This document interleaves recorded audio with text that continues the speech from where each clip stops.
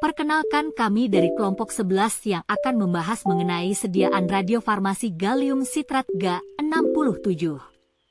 Anggota dari kelompok 11 adalah Agaphe Suluh Brahmantio, Diah Puspitarini, Syofiah Nur Fadilah, dan Zahra Nur Sadiah. Injeksi gallium sitrat 67K memiliki struktur molekul seperti pada gambar. Rumus molekul C6H567Ga7. Berat molekul 2560279. Sifat fisiko-kimia yang dimiliki oleh gallium 67 yaitu titik didih 3096 C pada 760 mmHg, titik nyala 1552 C. Kelarutan air 3,21 mgml. pKa 3,05. Refraktivitas 6814 m3m1. Gallium 67 diindikasikan untuk penyakit Hodgkin, limfoma, karsinoma bronkogenik, dan peradangan akut lesi. Limfoma Hodgkin merupakan salah satu penyakit yang dapat dideteksi menggunakan gallium 67. Limfoma Hodgkin adalah kanker darah yang dimulai pada sel darah putih yang disebut limfosit. Limfoma Hodgkin kadang-kadang disebut penyakit Hodgkin. Penyakit ini biasanya dimulai pada kelenjar getah bening di satu atau lebih tempat di tubuh. Penyakit ini dapat menyebar melalui sistem limfatik ke jaringan getah bening lainnya, khususnya limpa dan sumsum tulang. Gejala yang paling umum pada penyakit Hodgkin adalah pembengkakan yang tidak menimbulkan rasa sakit di leher, di bawah lengan, atau di selangkangan.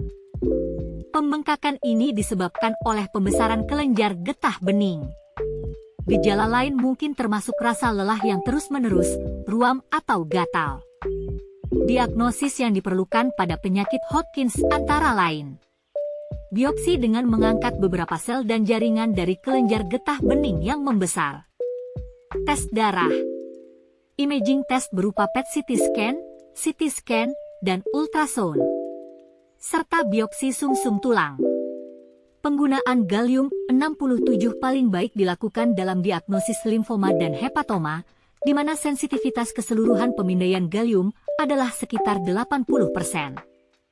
Penggunaan gallium 67 sitrat tidak banyak setelah meluasnya. Penggunaan fluorodioxyglucose (FDG), positron emission tomography, computed tomography, PET CT. Sekitar 92 kejadian buruk yang dilaporkan pada gallium 67. Sebagian besar merupakan kejadian sepele seperti ruam, pruritus, atau demam. Hanya 2 pasien yang mengalami kejadian serius, 1 mengalami bradikardia dan 1 lagi kehilangan kesadaran. Cara penggunaan radiofarmaka gallium 67 dilakukan dalam 2 tahap, yaitu persiapan pasien dan penginjeksian radiofarmaka. Persiapan pasien. Minta pasien berkemih sebelum dilakukan pencitraan seluruh tubuh. Pembatasan makanan dan cairan tidak wajib. Pada pasien dengan sembelit, obat pencahar oral sebelum pencitraan dapat menurunkan aktivitas di usus. Obat pencahar sebaiknya diberikan sehari sebelumnya. Disarankan untuk menunggu 3-4 minggu setelah kemoterapi untuk pencitraan lanjutan. Pemindaian harus dihindari dalam waktu 24 jam setelah transfusi darah atau pemindaian MRI, karena dapat mengganggu biodistribusi gallium 67. Penginjeksian gallium 67. Galsitrat harus diberikan melalui suntikan intravena. Aktivitasnya harus sebesar 185 mbq, 5 mc, pada orang dewasa dan 3,77 4 mbq kilogram, 0,102 mc kilogram pada anak-anak. Gambar seluruh tubuh dan titik sesuai kebutuhan, biasanya diperoleh pada 1 atau lebih titik waktu antara segera dan 72 jam atau lebih pasca penyuntikan, tergantung pada indikasinya. Tinjau gambar dengan ahli radiologi untuk menentukan apakah diperlukan tinjauan tambahan sebelum melepaskan pasien. Penyimpanan sediaan injeksi gallium sitrat sangat mudah, hanya perlu disimpan pada suhu ruangan terkontrol 20-25 Celcius, 68-77 F.